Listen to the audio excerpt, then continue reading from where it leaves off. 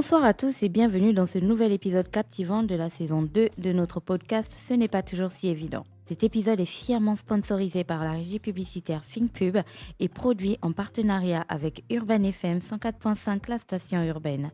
Pour rappel, notre podcast donne la parole à des experts qui nous éclairent sur des sujets spécifiques, démystifient des informations et éliminent toute déformation qui pourrait altérer notre compréhension d'une situation donnée. Vous pouvez écouter ce podcast sur YouTube, Deezer, Spotify, Apple Podcasts et bien entendu sur Urban FM 104.5, la station urbaine.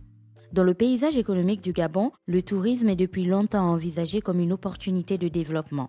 Bien que l'écotourisme ait souvent été au cœur des débats, la réalité sur le terrain ne correspond pas toujours aux aspirations théoriques. Les projections financières restent souvent éloignées des actions concrètes, créant ainsi un fossé entre les ambitions macroéconomiques et la situation réelle. C'est dans ce contexte qu'il est intéressant de se pencher sur des initiatives concrètes, comme celle de ce jeune Gabonais déterminé à concrétiser ses rêves. Cette semaine, nous avons l'opportunité de découvrir en détail Ndossi Village, un projet qui vise à revitaliser le secteur touristique local et qui définitivement incarne l'ambition de son créateur de combler le fossé entre les aspirations touristiques du pays et la réalité vécue par les visiteurs et les habitants. En mettant l'accent sur l'authenticité, la durabilité et l'inclusivité, ce projet aspire à redéfinir les normes de l'écotourisme au Gabon. Cette semaine, je vous propose d'enfiler vos maillots de bain, de mettre vos lunettes de soleil et de m'accompagner à la découverte de Ndossi Village.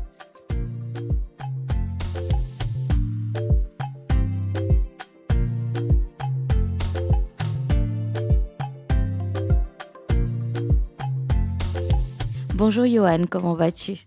Bonjour Gina, je vais très bien et toi ? Ça va, merci. Tu es venu avec tout le soleil, les cocotiers, la plage et la mer de Ndossi Village et tout. Oh, les auditeurs s'y croient déjà, là ils sont impatients. Ah oui, le village m'accompagne. Alors merci beaucoup d'avoir accepté de discuter avec moi. Avant de commencer à discuter plus amplement avec toi et de manière plus concrète et plus complète, j'avais envie de partager un petit peu mon expérience avec Ndossi Village. Donc moi, j'étais sur les réseaux sociaux comme tout le monde, tu vois. Je suis toujours un peu sur les réseaux sociaux pour voir ce qui s'y passe. Et puis un jour, je suis tombée sur une page. Et puis, il y avait des activités. Souvent, ils faisaient des activités, tu vois, dans l'eau. Souvent, c'était des danses traditionnelles. Et puis, parfois, je voyais des mariages. Et c'était sur un site appelé Ndossi Village que moi, je ne connais pas du tout. D'abord, premièrement, j'avais du mal à le situer, mais honnêtement, à chaque fois que je suis tombée sur cette page, je me suis toujours demandé, ça appartient à qui ? Parce que je trouvais ce concept vraiment bien, surtout la partie, tu vois, feu au village, avec les danses autour, et puis vous pouvez être là et voir ça. Ça change un petit peu de l'ambiance citadine que l'on a à Libreville avec tous les klaxons et puis la pollution et... Voilà, vous pouvez imaginer. Bref, si vous n'avez pas encore regardé de quoi on parle, je vous invite à saisir tout de suite sur Facebook Ndossi Village, Ndossi, et puis Village classique. Et puis vous verrez un petit peu pourquoi je suis autant enthousiaste d'en parler. Alors, Yoann, je t'ai partagé mon expérience. Merci. Maintenant, j'espère que tu me partageras la tienne. Est-ce que tu peux te présenter de manière complète un petit peu pour nos auditeurs? C'est notre introduction traditionnelle, hein. Tous nos invités se présentent pour que les auditeurs sachent un petit peu qui ils sont. Bon, merci déjà de me donner la parole. Alors, moi, je suis Yoann Boussou, j'ai 39 ans. Je suis père de 5 enfants. Je vis en concubinage et je suis un jeune entrepreneur gabonais. Il faut dire que j'ai vraiment l'amour de mon pays et je touche à différents secteurs, que ce soit dans la santé, que ce soit dans le tourisme, que ce soit dans l'entrepreneuriat. J'aime beaucoup l'informatique et les nouvelles technologies. Justement, tu l'as effleuré. Moi, je vais un petit peu aller creuser parce que je sais que la santé, c'est aussi une des cordes que tu as à ton arc. Alors, comment est-ce que on crée le pont entre la santé, la médecine, en gros, et la société civile, puis le tourisme écologique? Société civile, parce que Ndossi Village, du coup, appartient à une ONG, c'est bien ça? Oui, c'est ça, l'ONG Gabon Terre Avenir. Bon, je dirais que dans la vie, on ne fait pas toujours ce que l'on veut. Il y a ce qu'on appelle les devoirs familiaux. Ensuite, il y a les passions et il y a aussi ce pourquoi vous avez un talent. Donc, il faut savoir que mes 2 parents sont médecins. Donc, j'ai baigné dans la médecine et automatiquement, je me suis retrouvé dans ce cursus. À travers mes études de médecine, je me suis rendu compte de quelque chose, que ce soit au niveau de la médecine gabonaise ou de la médecine occidentale ou toutes les médecines du monde, la santé dépend de votre environnement. Et votre environnement, c'est l'endroit où vous vivez et ce sont les personnes qui sont autour de vous. Donc, cet aspect-là m'a beaucoup marqué parce que la santé, de manière générale, ne doit pas être réduite à simplement prendre des médicaments. Il faudrait que l'individu puisse se sentir bien dans son environnement. Exactement. Et lorsqu'on parle de tourisme, tourisme est un mot au fond réducteur parce que moi, quand je vais par exemple au village, mais pour moi, c'est une forme de tourisme alors que le village, avant tout, est une structure sociale, est un mode de vie, est une philosophie de vie. Donc, comme la route est un peu compliquée et que parfois, avec notre vie professionnelle, on n'a pas le temps, je me suis dit comment faire pour essayer de ramener un peu cet esprit du village et comment faire pour harmoniser toutes les différentes facettes de ma vie. Parce que souvent, ce qui se trouve, c'est que quand des personnes vont au travail, ils laissent peut-être une partie d'eux-mêmes. Par exemple, ils vont laisser l'aspect familial. Ou quand ils vont dans la famille, ils vont laisser leur côté artistique. Moi, je me suis dit, essayons de trouver un ensemble qui peut rassembler ces différents aspects de la vie. Donc, voilà pourquoi je me retrouve dans Dossi Village, un lieu où, en même temps, on peut retrouver de la convivialité, développer des plaisirs, s'occuper de sa santé et faire découvrir notre fabuleux pays. Alors, si on repart un petit peu en arrière et qu'on parle de ton parcours personnel, comment tu es arrivé à la création de l'ONG Gabon Terre d'Avenir? Quelles étaient tes motivations? Quels étaient tes objectifs? Parce qu'au final, c'est cette ONG-là qui, petit à petit, t'a emmené vers la matérialisation de Dossi Village. Bon, est-ce que je peux parler sans filtre dans ton podcast? Clairement. Bon, il faut savoir que plus jeune, j'étais aventureux. Je pense que je n'ai pas perdu cette qualité. Et je me suis un peu intéressé à la culture autochtone. J'avais un arbuste d'iboga que j'avais planté moi-même, plus jeune. Et j'ai décidé à un âge d'essayer de goûter cette plante si mystique. Dont tout le monde parle. Dont tout le monde parle, si traditionnelle. Et l'expérience que j'ai faite à travers mon voyage m'a profondément marqué. C'est-à-dire que j'ai pris un virage à 180 sur ma vie et j'ai eu envie maintenant de découvrir la culture autochtone. Parce qu'au fond, le Gabon est un pays en métissage culturel. Nous sommes des pays des anciennes colonies. Donc moi, je suis un pur produit de l'école occidentale. J'ai été dans les écoles conventionnées. Ensuite, j'ai été au lycée français. Je suis allé faire mes études supérieures à Bordeaux. Donc, j'ai été élevé, on va dire, comme un petit blanc. Et après cette expérience, j'ai eu envie maintenant de me reconnecter un peu et de me poser un peu plus de questions. De retrouver ton côté gabonais. De retrouver mon côté gabonais et de me dire, mais au fond, il y a eu quand même 10 000 ans de peuples qui ont vécu ici. Qu'est-ce qu'ils ont laissé? Et donc, j'ai commencé ce cheminement progressivement. Et à 28 ans, j'ai décidé de franchir le cap. Je suis allé me faire initier. Wow. Je suis tombé dans une communauté que je ne connaissais pas, la communauté Pouvi, alors que je suis Guissir à la base. Bon, ce sont des peuples du Sud et c'est une communauté assez particulière. C'est-à-dire qu'ils ne sont pas beaucoup et ils vivent vraiment entièrement de coutumes et de culture. Et lorsque j'ai découvert ce monde qui pour moi était un monde inconnu, et je pense qu'aujourd'hui, beaucoup de Gabonais ne peuvent pas s'imaginer toute la richesse et la profondeur de notre culture parce qu'on ne l'aborde que sous l'aspect folklorique, toujours sous l'aspect superficiel. D'ailleurs, les danses, les chants. Les danses et les chants. Et souvent, c'est relié au ministère de la Culture. Mais moi, j'associe plus ça à des sciences. Et à travers ce cheminement-là, je me suis dit, mais quel potentiel inexploité nous avons là. Comment faire pour créer des festivals, pour créer des écoles, pour créer des sites qui pourraient essayer de mettre en valeur tout ça et surtout de pousser la recherche parce qu'il ne faut pas se contenter de ce que les aïeux ont laissé. Il faut aussi marquer son empreinte sur Terre. Donc, Yohan, je vais quand même revenir sur des choses qui pour moi sont capitales. Alors, tu es un jeune Gabonais issu d'une famille, on va dire, de personnes, éduquées parce qu'ils avaient des diplômes, ils sont médecins, tu l'as dit, tes deux parents étaient médecins, donc on parle d'un niveau intellectuel assez élevé. Tu es allé dans des écoles françaises, tu as fait tes études à Bordeaux, et ce Gabonais-là, bardé de toute cette culture, on va dire, occidentale dont toi-même tu parlais, tu as décidé un jour d'aller te faire initier. Tu n'as pas eu peur, tu n'as pas eu d'appréhension, tu n'as pas eu de jugement sur cette tradition, parce que tu sais, je pose cette question, parce qu'aujourd'hui sur les réseaux sociaux, j'ai vu une influenceuse qui a partagé sa cérémonie d'initiation, tout bêtement, sur TikTok. Elle en était vraiment fière. Elle partageait sa cérémonie d'initiation. Si tu vois la descente de commentaires, les gens qui lui ont dit que c'était le diable, qui lui ont dit qu'elle allait enfermer les hommes dans des bouteilles. Enfin, ça partait du plus stupide au plus absurde. C'était vraiment...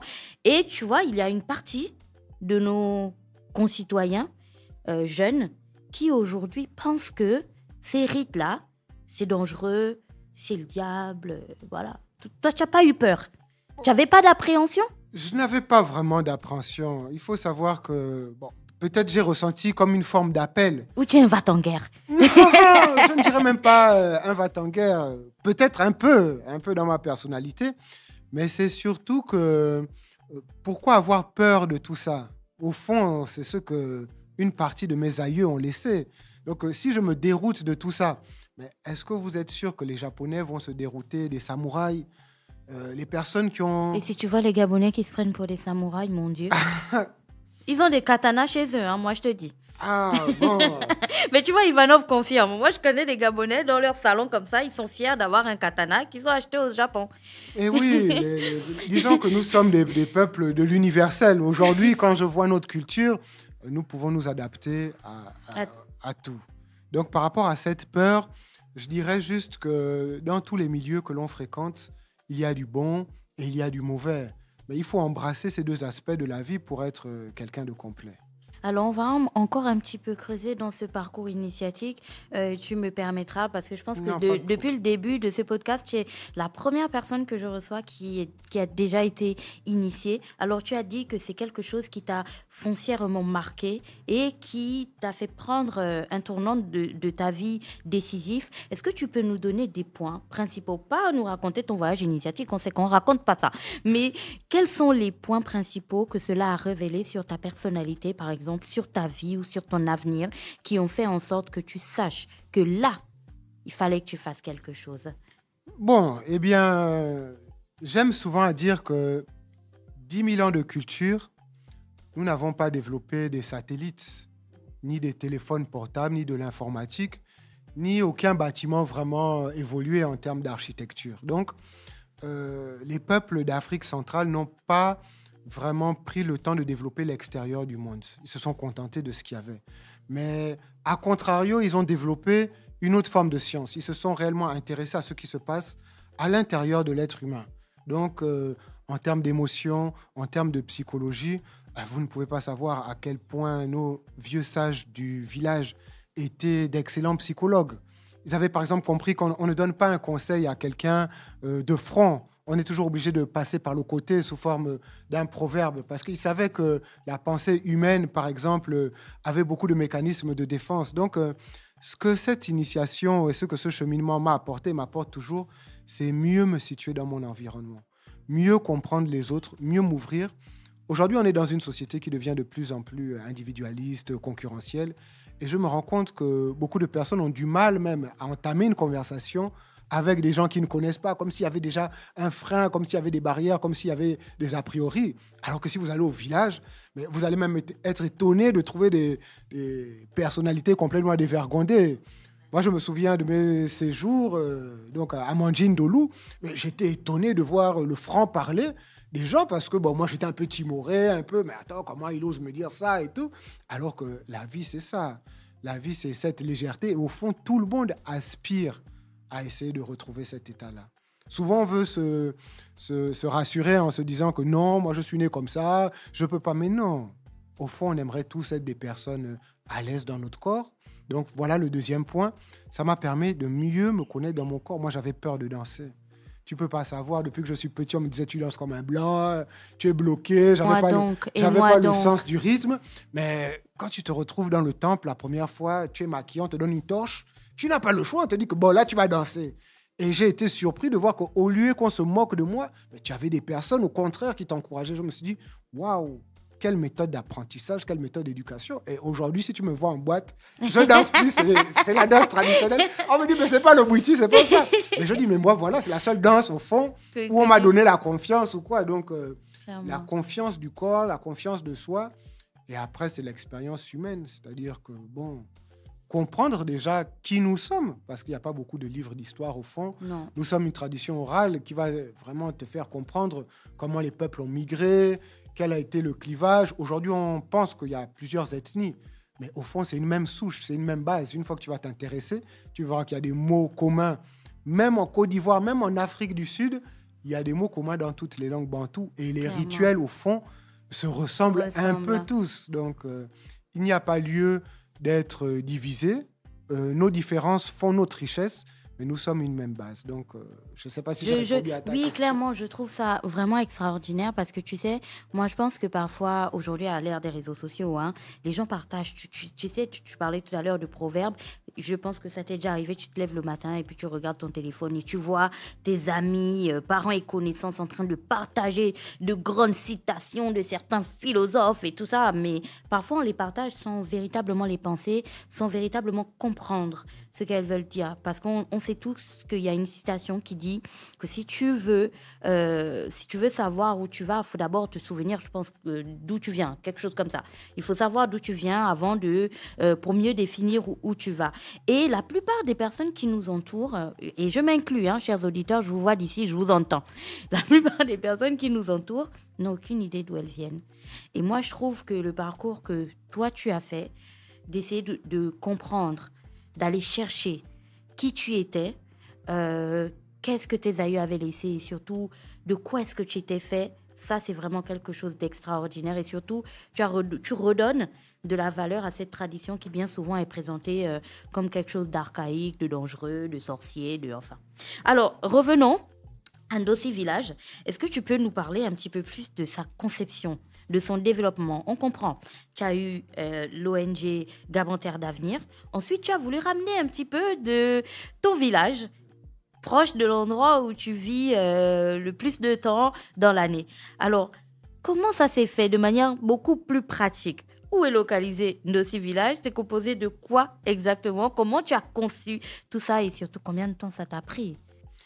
Bon, quand finalement je me suis intéressé de plus près à la culture, c'est comme si ma vie devenait un film parce que je devenais de plus en plus attentif aux événements, ce qu'on peut appeler les synchronicités. Dans la vie, aucune rencontre n'est fortuite. Amen. Regarde, Amen. On pourrait dire Bassé chez nous. Ce podcast, finalement, on s'est croisés quelque part. Cette rencontre a fait qu'il y a eu un petit déclic.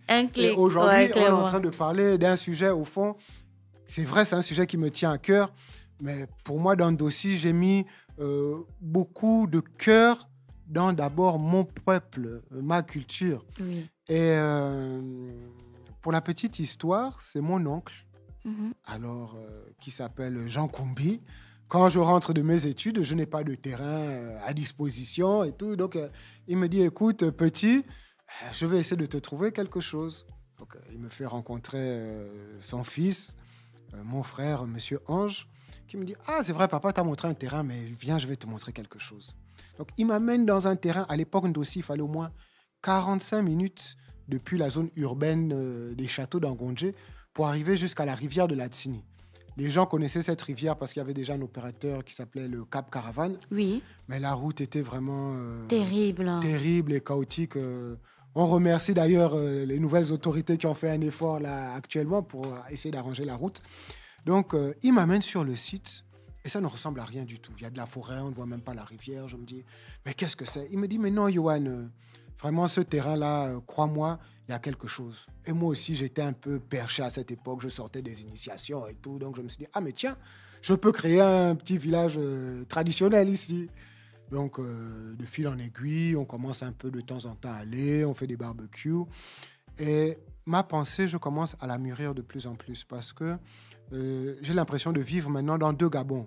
Donc, dans le Gabon, justement, auquel je suis attaché, je prends de plus en plus plaisir à fréquenter un milieu que je ne fréquentais pas du tout. Moi, je veux le dire, je suis issu, on va dire, de la petite bourgeoisie gabonaise. Donc, c'était plus aller le No Stress, les boîtes de nuit, les amis. Mais là, je commence maintenant à fréquenter un autre environnement. Je me rends compte que je vais de moins en moins en boîte de nuit. Je deviens aussi un peu plus sage. Je me dis, mais est-ce qu'il n'y a pas là une solution pour le Gabon? C'est vrai, on cherche toujours des solutions qui soient économiques, des solutions qui sont de trouver des partenariats. Mais est-ce qu'il n'y a pas d'abord un devoir de réconciliation avec nous-mêmes? Avec nos terres. Avec nos terres, arrêtez d'être complexés. Moi, je me suis dit, je regrette d'avoir connu tout ça tard. Parce que mes études à l'étranger, je ne les aurais pas vécues avec autant de complexes, avec autant de freins devant d'autres cultures. Parce que finalement, j'essayais d'embrasser des concepts parfois qui n'étaient pas les miens ou que je ne pouvais pas. Alors que là, j'ai maintenant quelque chose qui est proprement à moi. Quel que soit le pays où je vais aller, je sais que je pourrais leur parler de certains sujets. Et surtout quelque chose qui ne connaîtront pas et que je vais comprendre au plus profond de moi. Et surtout, qui a attrait avec l'essentiel, la vie et le rapport humain. Donc, un dossier progressivement s'est muté au-delà d'un espace touristique. Je milite actuellement pour qu'on ait ce qu'on appelle une zone de droit coutumier. Comme tu vois qu'il y a des zones spéciales économiques, je voudrais qu'on ait une zone qui s'écarte un peu du code social actuel parce que le code social actuel nous bride sur beaucoup de plans. On va prendre dans le monde entrepreneurial. On va te demander pour créer une entreprise un nombre incalculable de papiers. C'est-à-dire qu'avant même de préparer le poisson, on oublie qu'il faut le pêcher. Et toute cette lourdeur sociale, parce que moi je parle de lourdeur, parce que je me suis rendu compte que dans notre culture, on avait une pensée qui était très rapide, très pragmatique, et qui était comme si tu mettais plusieurs humains ensemble et ils formaient maintenant un cerveau. Donc la tâche, si tu dois réaliser une grande tâche, tu n'as plus besoin de réfléchir longtemps. Chacun va réfléchir un tout petit peu. Et d'un seul coup, vous allez accomplir. Et c'est l'ensemble des petites réflexions. Des petites réflexions qui font le réalisation. Il y a des fois, si tu es tout seul, tu vas mettre 1 mois pour faire un travail. Mais moi, quand je prends mes frères de ma communauté maintenant, en une journée, sans trop réfléchir, parfois on a eu à faire des cérémonies, des organisations, chacun vient et tu te rends compte que c'est ça la richesse que nos vieux nous avaient laissée. On avait déjà une intelligence organisationnelle. On n'a pas attendu qu'il y ait des sénats ou des assemblées nationales pour avoir de la démocratie. Dans un corps de garde, tu as des femmes en face, tu as des hommes. Donc la parité, en plus, on l'avait déjà. Et quelle belle parité de régler des conflits comme ça. Moi, demain, c'est ce que je recommande à la future chambre parlementaire. Mais mettez des couples. Vous mettez les hommes d'un côté, vous mettez les femmes d'un côté. Forcément, ils vont toujours trouver des solutions. Clairement. Et ça, ce sont des choses qu'on avait déjà. Donc, il faut s'en inspirer. Donc, Ndossi, au-delà de l'aspect touristique, c'est d'abord cette vision qui est la première vision. C'est de créer un espace où les personnes aussi, les autres individus, je ne vais pas me limiter aux Gabonais, parce qu'aujourd'hui, la culture, elle est internationale. On a beaucoup de partenaires étrangers, parfois, qui comprennent aussi, qui veulent s'intéresser, qui veulent connaître quelle est la science qui est derrière. On invite toutes ces personnes-là à se réunir et à essayer de faire un lobby pour qu'on ait une zone où on puisse s'exprimer avec plus de vitesse et sans forcément être en opposition. On ne renie pas un autre système. On dit juste que nous, on a besoin d'être organisés de manière différente. Comme on l'était, comme nos ancêtres l'étaient. Et c'est important ce que tu dis, parce que, tu sais, au moment où on parle de réconcilier les Gabonais, de construction du nouveau Gabon et tout, à travers ce que tu dis, on peut retrouver aussi des pistes dans nos traditions. Parce que lorsque tu es avec tes frères, des personnes que tu appelles tes frères, sont sans pour autant te l'avoir demandé avant, mais je me lance. Je pense bien que tu parles de personnes qui partagent la même vision que toi, le même amour pour toi, pour cette terre. Peut-être que vous n'êtes pas de la même ethnie, peut-être que vous n'appartenez même pas au même monde, mais vous vous retrouvez autour de quelque chose qui est commun. Vous aimez cette terre, ce village que vous avez créé. Vous savez que sur ce village, vous avez des valeurs que vous partagez et vous les respectez. Et vous vous tenez à ça. Je pense que c'est peut-être vers ça qu'il faut repartir. Tu parlais aussi de ce que la tradition nous a apporté. Aujourd'hui, il n'y a qu'à voir avec les réseaux sociaux comment les enfants, enfin les jeunes sont devenus, on dirait qu'ici, c'est les States, quoi, tu vois. Or, tu sais que dans nos traditions, les jeunes et les enfants avaient leur place. C'est-à-dire qu'on disait qu'un seul doigt ne peut pas laver la figure. Tout le monde connaît cet adage. Mais on disait aussi que l'éducation d'un enfant, c'était la charge de tout le village. Aujourd'hui, quand tu vois le nombre d'enfants qui sont dans la rue, qui braquent, qui agressent, qui poignardent, qui tuent, tu comprends qu'à un moment donné, le village s'est disloqué. Chaque personne a fermé sa porte et s'est occupée de ses affaires, ce qui fait en sorte que l'enfant du voisin qui commençait à aller un peu à côté, là, plus personne n'a regardé. Et c'est pour ça que j'aime autant ton histoire, parce que toi, vraiment, on voit comment Ndossi t'a recadré. Une fois que tu as mis le pas dans ta tradition, tu es reparti à l'essentiel. C'est comme si revoir tout ce qu'il y avait autour de ta culture, de ta tradition, t'a éduqué d'une certaine manière. Et c'est ça qu'il ne faut pas suivre. Je suis très émotive souvent, surtout quand on parle d'éducation et de valeurs. Ça me touche personnellement parce que je pense que notre pays en a grandement besoin. On revient donc à Ndossi Village et on comprend que là-bas, c'est vraiment un lieu de culture, d'apprentissage, d'éducation même, je dirais. Alors, quels sont les principaux aspects de la culture gabonaise ou des ressources naturelles que l'on retrouve à Ndossi Village, que vous mettez en avant au quotidien? Bon, ce qu'on essaie déjà de mettre en valeur, c'est le savoir-être gabonais. En réalité, si autant de peuples amis, parce que je n'aime pas trop utiliser le mot étranger, ont réussi à trouver pignon sur rue au Gabon, c'est parce qu'on est d'abord une terre d'accueil. Donc, c'est essayer d'abord de recréer cette ambiance. D'habitude, si tu vas dans un lodge, si tu vas à la baie des Tortues, tu seras un client qui devra venir s'asseoir, un serveur va venir te voir. Tu seras à Ibiza. Voilà, il va prendre ta consommation, mais tu vas rester un client, juste un simple client. Moi, ce que j'essaye de recréer d'abord à Ndossi, c'est cette ambiance d'abord familiale et de village. C'est-à-dire que souvent, je dis aux gens, quand vous venez ici, vous venez dans une ONG, parce que pour l'instant, c'est le seul mot qui correspond à la société, mais en réalité, tu viens dans un village. Dans ce village-là, il faut d'abord apprendre aux personnes qui sont là. Même si quelqu'un va venir te servir, tu as une manière dont tu dois t'adresser à lui. Ce n'est pas un esclave. Et tu peux aussi entamer une conversation avec lui parce qu'il a des éléments, il a une connaissance que tu n'as pas. Donc ça, c'est le premier point. Le deuxième point qu'on essaye de développer, c'est donc la découverte des différents rites. Et ça, quel que soit le rite, c'est-à-dire que aujourd'hui, on est l'ONG Gabon Terre d'Avenir. Il faut savoir qu'on s'appelait l'association Espoir Gabon. C'est nous qui avons initié en 2016 le tournoi des 9 provinces au niveau du Sisiba, qui a été repris plus tard par le gouvernement en 2017 en Gabon 9 provinces. Bon, on garde une arête un peu dans la gorge parce qu'on n'a pas été associé à la seconde édition alors qu'on avait travaillé. T'inquiète, c'est toujours comme ça. Je me dis que ça fait partie de la formation. Mais à travers ça, on a eu un réseau qui nous a permis un peu d'avoir des connaissances avec les différents groupes, les différentes cultures. Donc, on essaye, pour les personnes qui sont désireuses, de venir découvrir sous un aspect maintenant sécuritaire, un peu plus, on va pas dire démystifié, mais un côté un peu plus réconfortant. On essaye de faire découvrir la culture.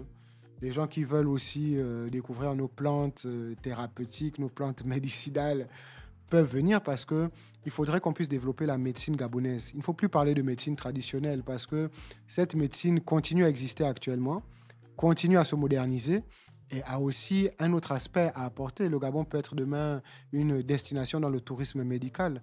Moi, je suis médecin d'abord de formation de la médecine occidentale et nous avons deux approches différentes de la maladie.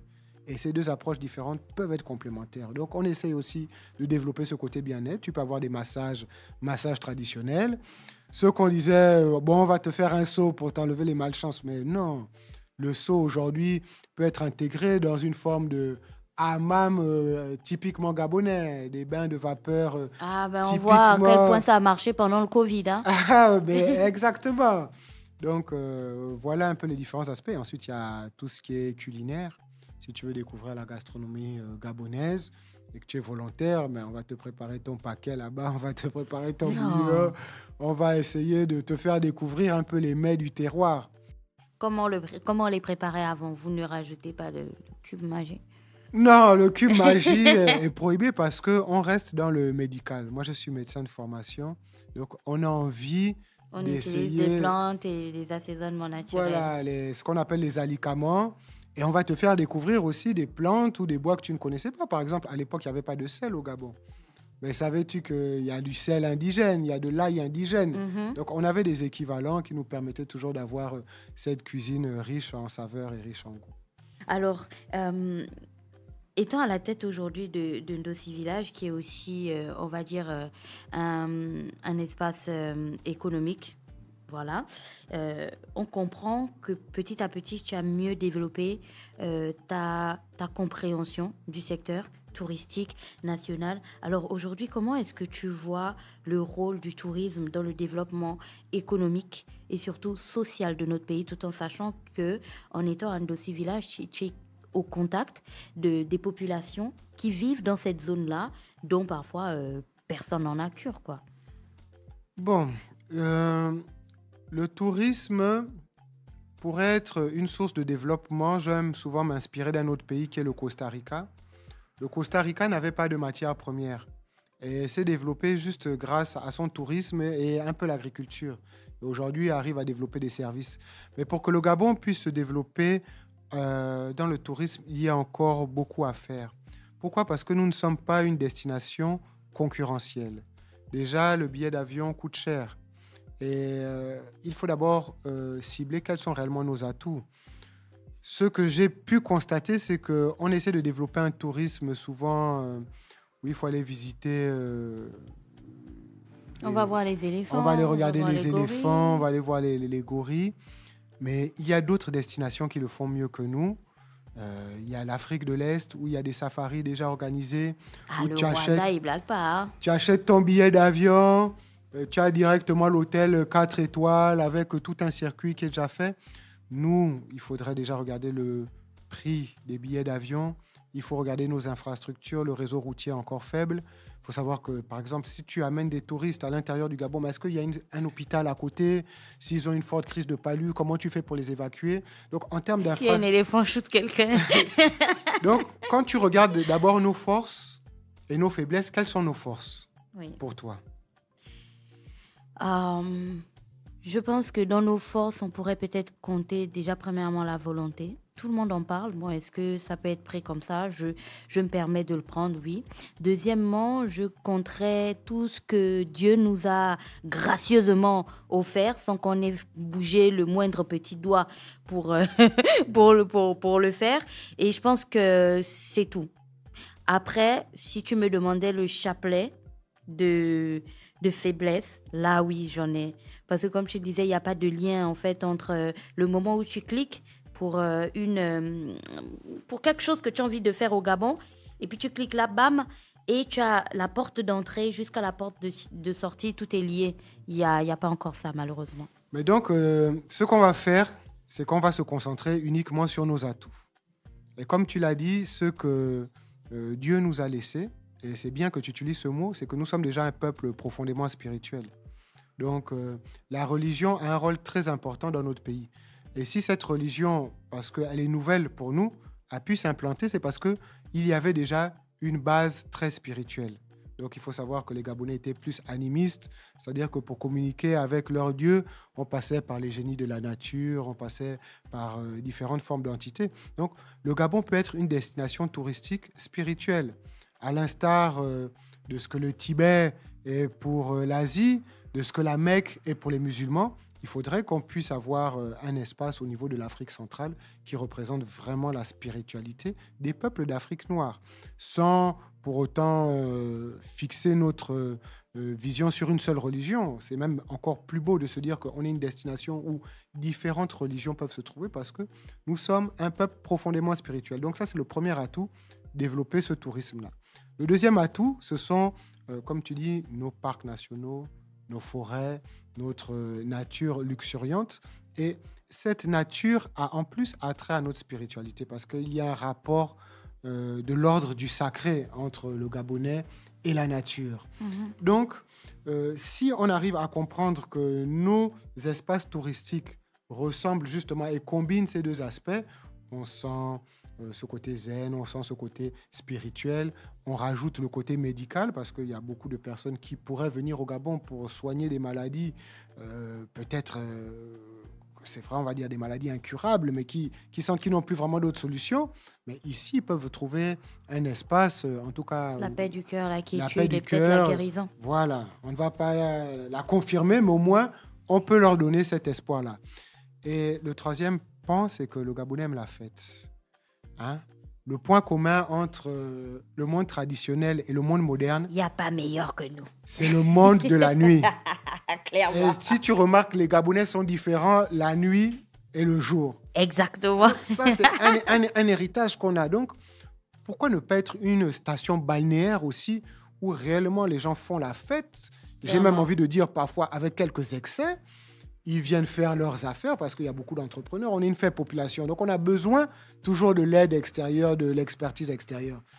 Ils font la fête, puisque là, on parle de tourisme. La journée, ils vont se relaxer aux abords des parcs nationaux. Ils bénéficient des soins et de la santé. Et pourquoi pas des rites. Et le soir, ils repartent encore faire la fête. Donc, voilà ma vision du tourisme. C'est d'abord bien identifier nos aspects, notre force et donner une couleur à ça. C'est-à-dire que l'État doit accompagner maintenant aujourd'hui les structures afin qu'on ait tous plus ou moins la même direction. Quand tu vas à Bali, mais le tourisme, tous les opérateurs touristiques ont plus ou moins une ligne de conduite et ça fonctionne bien. C'est effectivement ces éco-lounges, cette nature, mais la culture est fortement présente. Alors, quels sont les défis auxquels tu as été confronté dans la création de Ndossi Village et surtout comment tu les as surmontés? Parce que quand on t'entend parler, on a véritablement l'impression que, en fait, tout ton parcours a été tellement linéaire, tellement smooth, tu vois. Il n'y a pas eu de problème et tout ça. Dis-nous maintenant, comment ça a été dur? Bon, je dirais que c'est toujours dur. Mais souvent, quand tu as des rêves, le plus important, c'est pas d'arriver forcément à concrétiser. Parce que d'une fois que tu concrétises ton rêve, tu vas te retrouver frustré. Il n'y a plus rien. Ce qui est intéressant, c'est le chemin. Donc, ma première contrainte avec Ndossi, ça a été la route. On a cassé des voitures, on s'est embourbé. Mais c'est des souvenirs que je garde en mémoire. Quand tu fais de midi, par exemple, à 18h embourbé, à essayer de trouver des solutions, tu vois que parfois l'être humain, il a juste besoin, pour être uni, de trouver une raison. Donc, c'est là où chacun va maintenant donner son petit savoir-faire. Bon, non, mettez la planche comme ça, mettez le caillou comme ça. Donc, ça a été la première contrainte. Aujourd'hui, ça va un peu mieux. Même si on a un petit tronçon de route, on essaye encore de faire un lobby parce qu'on a 1 kilomètre de route qui n'est pas totalement fini. Tu sais, en ce moment, tu peux faire un appel... s'il vous plaît, écoutez-moi, il y a encore un espace là-bas, j'ai vu le Cap Caravane, pensez à moi. Non, mais c'est ce qu'on a fait même récemment. J'ai fait un petit dossier, donc je vais essayer de le diffuser au maximum de personnes. Le deuxième problème, c'est la ressource humaine. Parce que tu peux construire la plus belle maison, si elle n'est pas entretenue, ça ne sert à rien. Et quand parfois je visite Libreville, je visite les écoles qu'on a eu à construire, les hôpitaux, ce qui me fait le plus de peine, c'est l'entretien.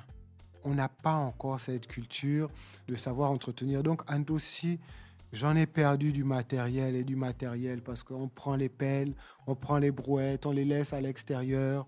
Et on a vite, si on n'est pas patient, si on n'a pas de cœur, on va s'énerver avec les personnes, on va vouloir renvoyer tout le monde. Mais il faut prendre plutôt la posture d'un père et voir...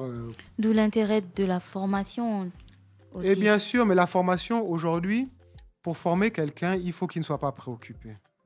C'est-à-dire que si quelqu'un, pendant que toi, tu essaies de le former, lui, il a faim, ou il est en train de se demander que madame, là, comment je vais faire pour amener l'argent du lait, ça ne va pas fonctionner. D'où ma volonté, justement, de cette ambiance du village. Parce que dans le village, quand tu prépares, tu peux préparer un peu pour tout le monde. Quand on arrive à organiser, justement, des petites manifestations culturelles, cet argent, on sait qu'on va le diviser. On a d'ailleurs tout un apprentissage de l'argent qu'on fait à Ndossi Village parce que c'est quelque chose de nouveau pour nous. L'argent, c'est d'abord de l'énergie. On devrait d'abord se poser la question, comment l'énergie était répartie dans un village? Et ça nous permettra d'éviter de faire des erreurs. Et c'est ce qu'on essaye de faire donc avec les différentes personnes, c'est d'abord les stabiliser au niveau des besoins les plus primitifs. Oui. Quelqu'un a besoin d'abord de manger. La pyramide de Maslow. Voilà, il a besoin de manger, de dormir. Le reste, doucement, avec le temps, avec l'expérience, ça va venir. Nous, on a eu... moi, j'ai eu un cursus scolaire qui est long. Mes années de médecine, j'ai eu 13 années de médecine. J'ai eu la chance d'avoir des parents qui m'ont pris des répétiteurs. J'ai été dans des bonnes écoles, des écoles conventionnées. Donc, à moi aujourd'hui de cultiver la patience, si je sais que j'ai eu de la chance. Et c'est aussi un message que je veux envoyer à toutes les générations qui ont bénéficié de ce qu'on peut appeler le Gabon des privilèges. Vous avez un devoir de partage. Il y a beaucoup de personnes qui n'ont pas eu à voyager, donc qui ne peuvent pas avoir la même vision que toi. Donc, c'est à nous d'être patients, de persévérer, d'éduquer, d'instruire, d'apprendre aussi des autres parce que, voilà, donc la ressource humaine et je pense les infrastructures sont les choses les plus dures. Ensuite, on a les cas de vol. Bon, ça, je pense que tout le monde fera un jour l'expérience. Je pense que tout ça, c'est une culture. Tu as parlé tout à l'heure de Bali. Une fois qu'on a inculqué à tout le monde que, bon, écoutez, on est sur cette lancée avec le tourisme au Gabon, voici où on va, et ainsi de suite. Les gens vont comprendre qu'on a tous tout intérêt à préserver ce qu'on a pour que quand les touristes viennent, ils sont endossis, mais ils consomment aussi ce qui se trouve chez X, chez Y et machin, enfin l'argent circule.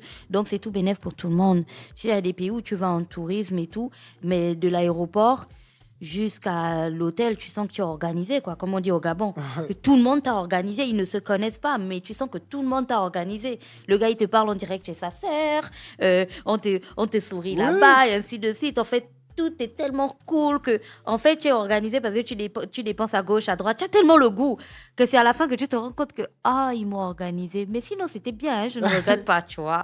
Donc, il faut qu'on arrive à créer ça.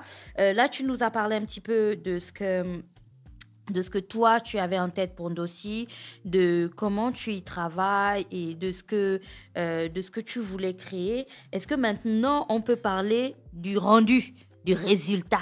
Ça donne quoi concrètement? Quels sont les types d'expériences ou les activités qu'à l'heure actuelle, vous proposez à Ndossi Village qu'on peut retrouver, tout en sachant que moi, quand je vais me marier, on va installer quelque chose là-bas et tout. Et surtout, comment est-ce que ces activités contribuent à promouvoir la compréhension et l'appréciation de la culture gabonaise? Très bien, merci. Bon, le premier secteur qu'on a développé à Ndossi n'avait rien à voir avec notre culture. C'était les sports nautiques. Donc, moi, à travers mes études, j'ai eu la chance de découvrir la montagne et je me suis pris de passion pour les sports de glisse. Quand je suis arrivé, donc, que j'ai vu cette rivière magnifique au bord de la mangrove, je me suis dit, mais pourquoi ne pas essayer de développer cette activité? Donc, parce que je sais que le wakeboard ou les sports nautiques sont susceptibles d'attirer une clientèle particulière. Comme tu dis, des touristes, des gens qui ont déjà vu. Donc, ça a été le premier point qu'on a développé.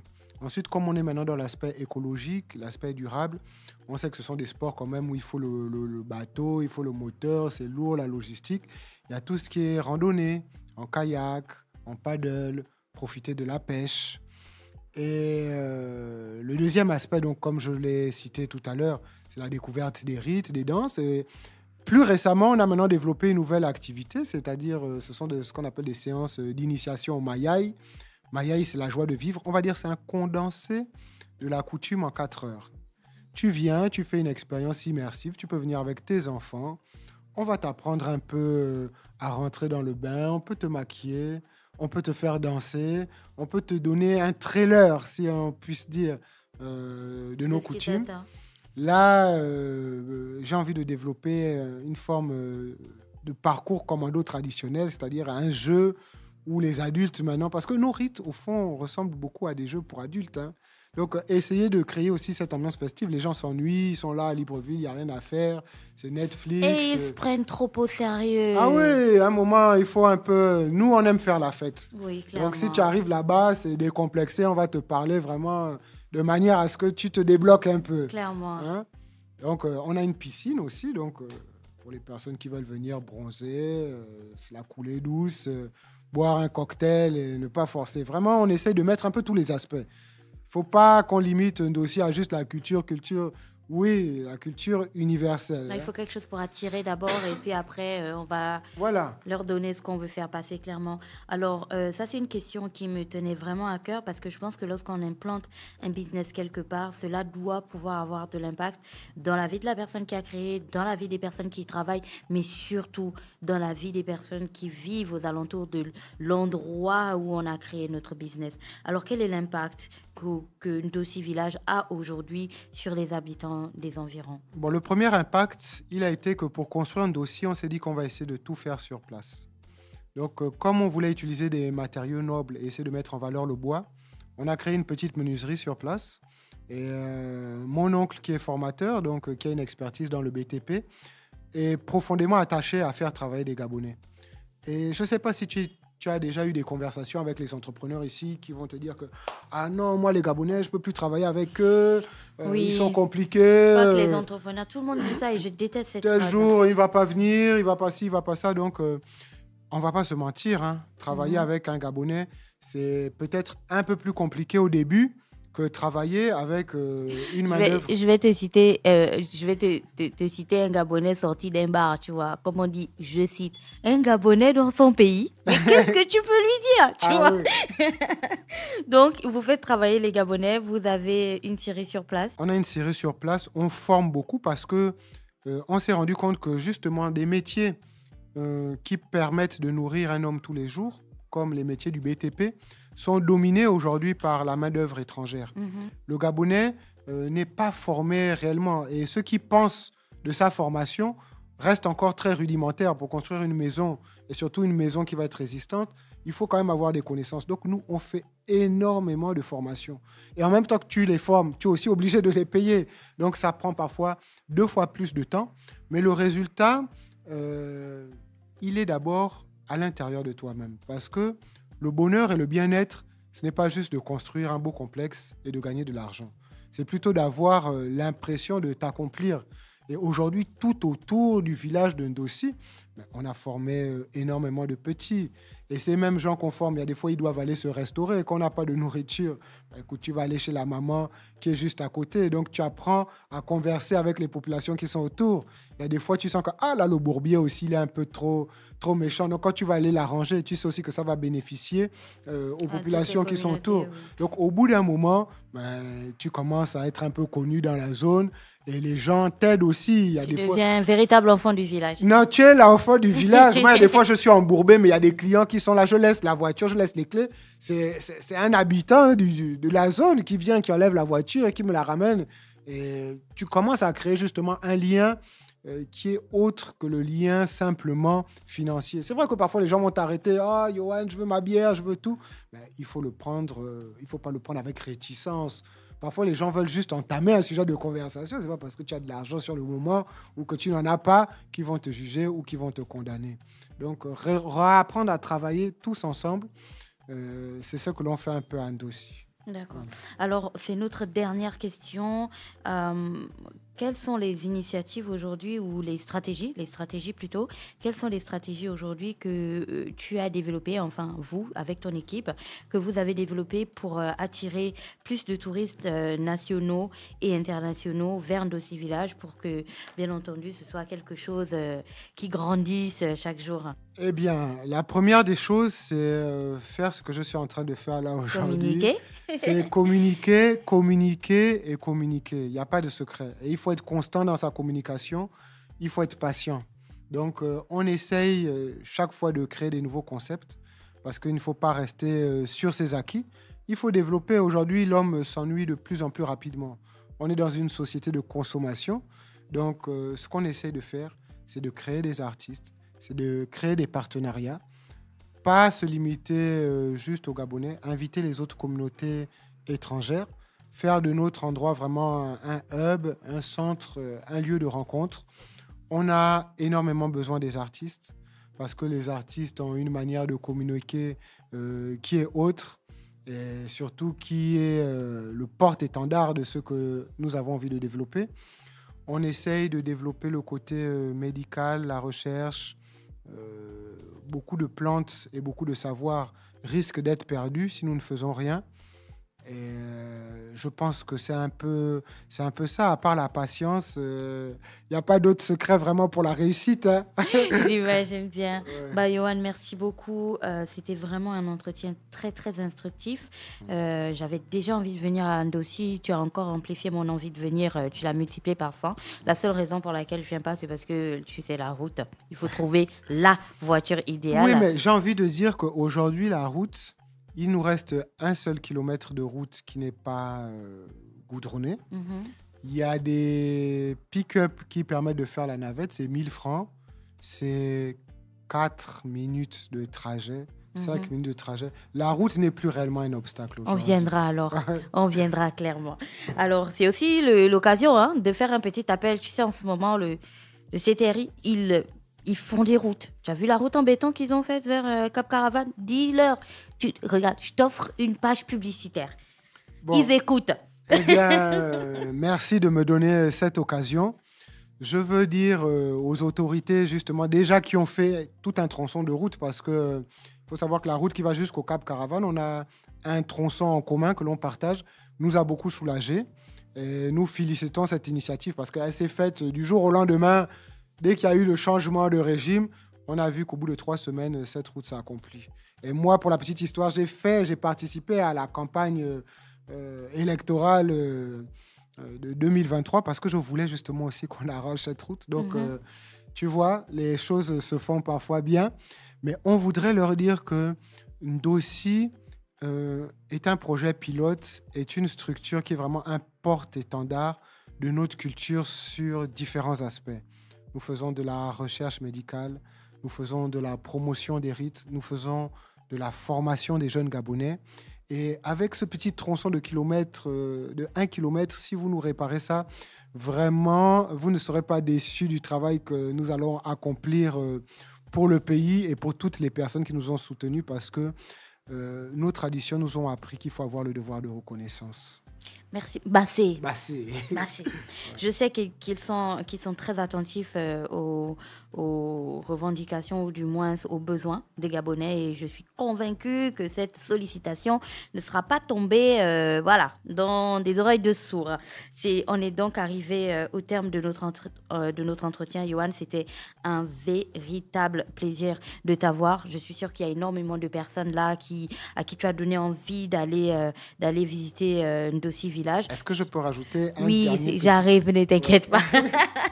Donc, je vais te donner l'occasion de dire un dernier mot et peut-être d'inviter et de motiver les personnes à venir visiter Ndossi Village. Et c'est toi qui vas clore notre podcast. En temps, c'est l'occasion pour moi de remercier tous les auditeurs qui nous suivent depuis plusieurs mois déjà. Nous sommes à la saison 2. Nous arrivons petit à petit vers la fin et on aura une grosse surprise pour la saison 3. Je remercie aussi fortement Ivanov qui est toujours disponible pour monter ce podcast. Yohan, est-ce que tu auras un mot de fin? Bon, donc, je vais participer aussi à ton élan en remerciant M. Ivanov qui nous a assisté pour la prise de son. Beaucoup de gens ne connaissent pas la zone de Cap Caravane, la zone de Ndossi, où il y a ce qu'on appelle la rivière Latsini.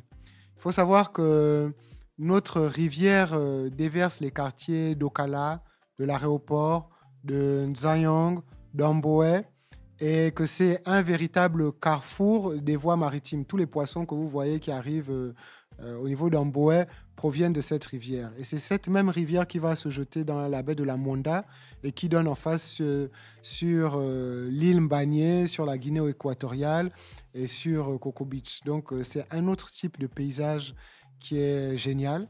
Donc, je remercie tout le monde parce que c'est tous ensemble que nous allons réussir à changer notre pays. Et je te remercie encore, Gina. Mais de rien. Merci beaucoup, Yohan. Merci, chers auditeurs. On vous embrasse très, très fort et on se retrouve la semaine prochaine avec un nouvel invité. Portez-vous bien. Au revoir.